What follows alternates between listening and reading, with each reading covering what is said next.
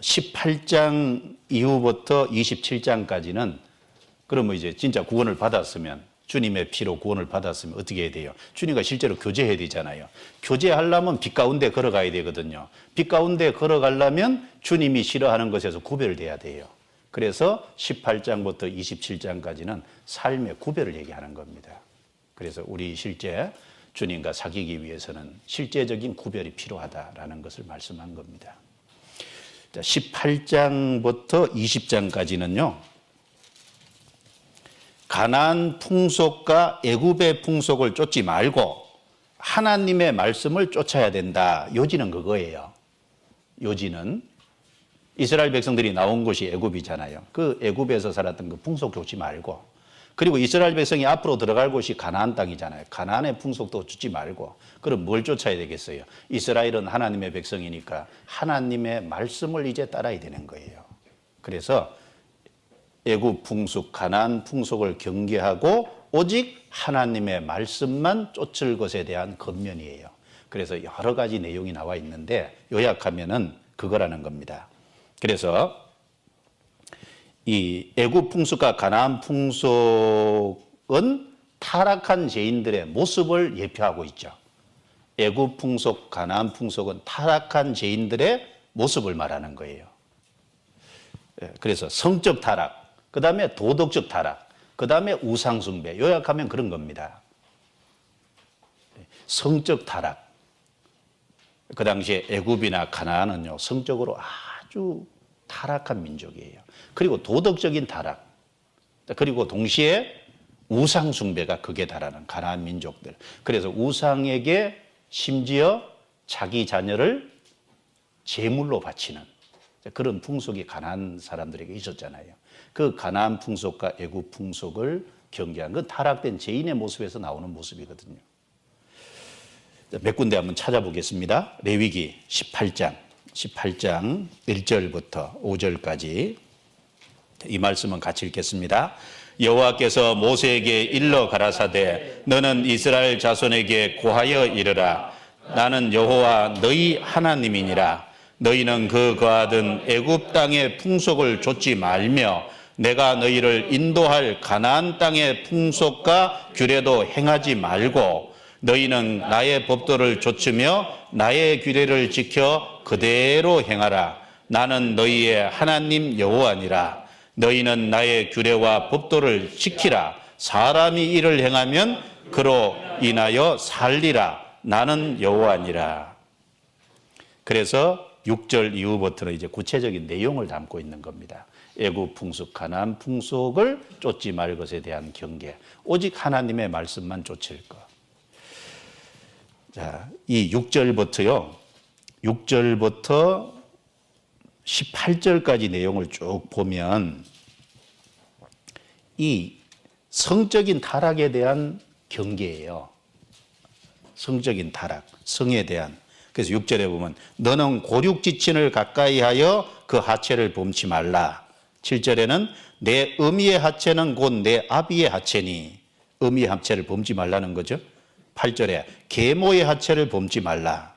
그 다음에 9절에 너는 내 자매 곧 내 아비의 딸이나 내 어미의 딸이나 집에서나 타처에서 출생하였음을 물론하고 그들의 하체를 범치 말라. 너는 손녀와 외손녀의 하체를 범치 말라. 11절에 내 계모가 내 아비에게 낳은 딸은 내 누이니 너는 그 하체를 범치 말지냐. 너는 고모의 하체를 범치 말고. 13절에 이모의 하체를 범치 말고. 14절에 너는 내 아비 형제의 아내를 가까이 하여 그 하체를 범치 말고. 15절에 자부의 하체를 범치 말고. 그리고 17절에 너는 여인과 그 여인의 딸의 하체를 함께 범치 말라. 그리고 18절에 너는 아내가 생존할 동안에 그 형제를 취하여 하체를 범하여 그로 투깃게 하지 말지니라. 이 성에 대한 아주 그 성적 타락에 대한 경계를 한 겁니다. 고륙지친을 범하면 안 되죠. 하나님이 명확하게 딱 금해 놓으셨어요.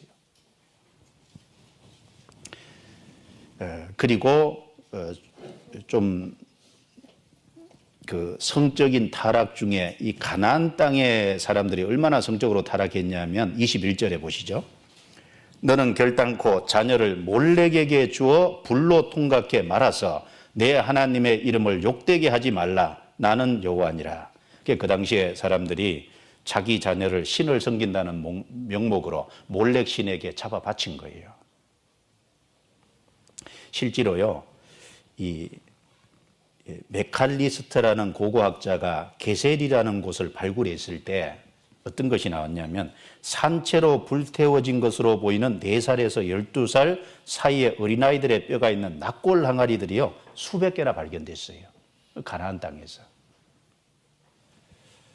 그래서 그리고 심지어 집을 건축할 때 행하는 기초제사, 집을 이제 건축할 때 그 집이 잘 되기를 바라고 또 그 집이 이제 그 축복을 위해서요 어떤 일을 했냐면 어린아이의 몸을 벽에다 집어넣어서 질식을 시키는 거예요. 그렇게 하면 남은 식구들에게 행운이 온다. 그래서 그런 일을 했어요. 그러니까 이 가나안 민족은 벌받아서 마땅한 민족입니다. 그렇죠? 하나님이 이스라엘 백성을 애굽에서 불러내서 가나안 7족속을 정복할 때요 이스라엘만 사랑하고 가나안 족속은 미워해서 그런 게 아니에요. 가나안 족속의 악이 극에 달했기 때문에 심판하신 거예요.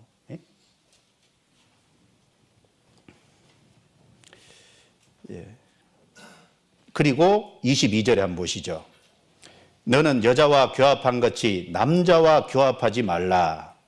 이는 가증한 일이니라. 너는 짐승과 교합하여 자기를 더럽히지 말며 여자가 된 자는 짐승 앞에 서서 그것과 교접하지 말라. 이는 문란한 일이니라. 너희는 이 모든 일로 스스로 더럽히지 말라. 같이 읽습니다. 내가 너희 앞에서 쫓아내는 족속들이 이 모든 일로 인하여 더러워졌고 그 땅도 더러워졌으므로 내가 그 악을 인하여 벌하고 그 땅도 스스로 그 거민을 토하여 내지니라. 그러니까 심지어 짐승하고 교잡을 하는 이게 성적 타락의 극입니다. 극치에 달한 거예요.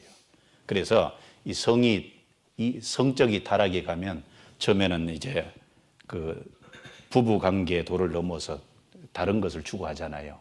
다른 남자, 다른 여자. 근데 그것이 더 지나치면 동성애로 가고 그것이 더 지나치면 어떻게 될까요? 짐승하고 교잡하는, 짐승하고 성적인 행위를 하는 그게 이제 성적 타락의 극치거든요.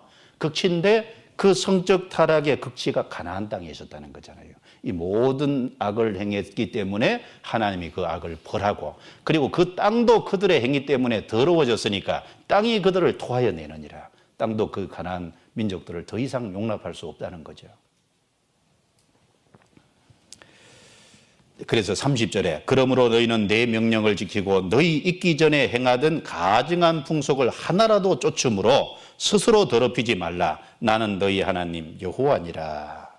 이제 그리고 레위기 19장 보셔서 19장 26절을 한번 보시죠. 26절. 여기 또 가나안 사람들의 풍속 중에요. 너희는 무엇이든지 피채 먹지 말며 복수를 하지 말며 술수를 행치 말며 머리깔을 둥글게 깎지 말며 수염 끝을 손상치 말며 죽은 자를 위하여 너희는 살을 베지 말며 몸에 무늬를 놓지 말라. 나는 여호와니라. 이게 머리깔을 둥글게 깎는 거 있잖아요. 아마 이 당시에 머리깔을 둥글게 깎는 것이 특별히 아마 우상숭배와 관련이 좀 있었던 것 같습니다. 우상숭배. 그리고 여기 수염 끝을, 수염을 뭐 다 깎는 것도 아니고 수염 끝을 손상하고 죽은 자를 위해서 살을 베고 몸에 무늬를 놓고 문신이죠. 이런 것을 하나님이 금하셨어요. 왜? 이 모든 것은 신체도 사실은 누가 주신 거예요? 하나님 주신 거예요. 하나님. 그래서 이런 것이 가나안 땅의 풍속이었다는 겁니다. 풍속. 그리고 31절에 너희는 신접한 자와 박수를 믿지 말며 그들을 추종하여 스스로 더럽히지 말라. 나는 너희 하나님 여호와니라. 그래서 이 신접한 자, 박수, 우상 숭배하는 이런 무당하는 사람들, 이런 사람들이 아마 이 가나안 땅에 많이 있었던 것입니다. 그리고 레위기 17장 7절에 아까 수염소를 음란하게 섬기는 이제 그런 어떤 풍습도 있고, 그래서 그 18장부터 20장까지 20장까지 이 내용은 어쨌든 애굽 풍습, 가나안 풍속 이런 걸 쫓지 말고 하나님의 말씀을 쫓지. 그러면 이것은 우리에게 어떤 교훈을 줄까요? 오늘날 구원받은 크리스찬들에게 이 세상을 풍속을 쫓지 말 것에 대한 하나의 교훈 아니겠어요? 이 세상 것을 받아들이지 말 것에 대한 교훈입니다. 성경, 신약 성경 로마서 12장을 찾아보겠습니다. 로마서 12장.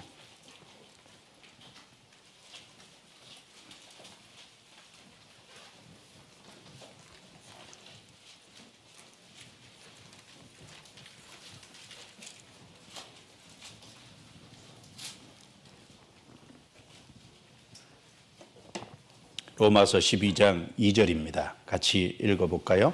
너희는 이 세대를 본받지 말고 오직 마음을 새롭게 함으로 변화를 받아 하나님의 선하시고 기뻐하시고 온전하신 뜻이 무엇인지 분별하도록 하라. 레위기 18장부터 20장을 요약하면 로마서 12장이라고 할 수 있겠죠. 이 세대를 본받지 말고, 그러니까 이 세상의 어떤 풍속을 본받지 말고 오직 하나님의 선하시고 기뻐하시고 온전하신 뜻이 무엇인지 분별하고, 그래서 하나님의 말씀과 규례를 쫓는 것은 구원받은 사람이 그 하나님의 말씀을 쫓아가는, 구원받은 이후에 새 사람으로서 새로운 말씀을 쫓아가는 하나의 모습을 우리에게 교훈을 하고 있는 것으로 여겨집니다. 우리 시대는 참 타락한 시대죠. 그런데 그 세상 것이요 가끔씩 교회에 자꾸 들어오려고 그래요. 그걸 우린 차단을 해야 되잖아요. 세상 것이 교회에 들어오면 안 됩니다. 세상은 참 합리적이죠. 신앙적이지 않고 합리적이에요. 그 합리적인 것을 가지고 어떤 일을 결정할 때 자꾸 끌어들이면 안 돼요. 우리는 말씀을 쫓아서 모든 것을 결정하고 말씀을 따라가는 사람이지 세상의 합리적인 사고를 받아들이는 것은 신앙하고는 관계없습니다. 이 세상이 자꾸 들어오면 안 돼요. 세상에 민주주의가 들어오잖아요. 그 민주주의가 좋은 결과를 낳았어요? 아닙니다. 많은 사람의 의견이라고 꼭 좋은 의견은 아니에요. 가나안 땅을 정탐할 때 12명의 정탐꾼을 보냈는데 10명이 믿음 없는 소리를 했고 단 2명만 신앙적인 소리를 했잖아요. 많은 사람이 결정한다고, 많은 사람이 참여한다고 그게 좋은 의견이에요? 그게 아닙니다. 오직 우리는 말씀을 쫓아가는 거예요. 절대적인 기준은 말씀밖에 없습니다. 말씀에서 흐려지고 민주주의 사고가 들어오고 그것이 교회 안에 들어오면요, 그것이 큰 문제를 일으켜요. 그래서 우리는 이 세대를 본받으면 안 됩니다. 이 세대는 패약한 세대고 음란한 세대고 진리와 거짓이 뒤섞이고 분별을 못하는 세대잖아요. 심지어 세상은 간음죄가 죄가 아니다 이렇게 선언을 하잖아요. 남성 여성이라는 이 어떤 하나님이 날 때부터 주신 이것이 그것만 지킬 필요가 있느냐? 그리고 이제 그 수술할 적에요 성전환 수술을 하잖아요. 이제 그런 어떤 그리고 동성애가 용인되고 성경에 없는 말씀이거든요. 성경에 없는데 세상에서 한다고 받아들이면 될까요? 안 되잖아요. 말씀은 항상 원칙이 있는 겁니다. 그래서 우리는 하나님의 말씀을 쫓아서 항상 나아가는 법을 배워야 됩니다. 그 말씀에 복종하는 법을 배워야 될 거예요. 그래서 구별은 하나님의 뜻입니다. 구별되면 하나님이 이스라엘 땅에 뭘 내려줬어요? 적절하게 비를 내려주시고 축복해 주신 것처럼 크리스찬들도 말씀을 순종해서 살아가면 하나님이 그 인생에 복을 주시잖아요. 하나님이 사용하시고 하나님을 가까이 하게 해주시고 그렇게 하십니다. 그런데 말씀에서 벗어나면 그런 것이 있을 수 없는 거예요. 그래서 레위기 18장부터 20장까지 많은 내용이 있지만 요약하면은 그런 내용이라고 이렇게 교훈을 받으시면 될 겁니다.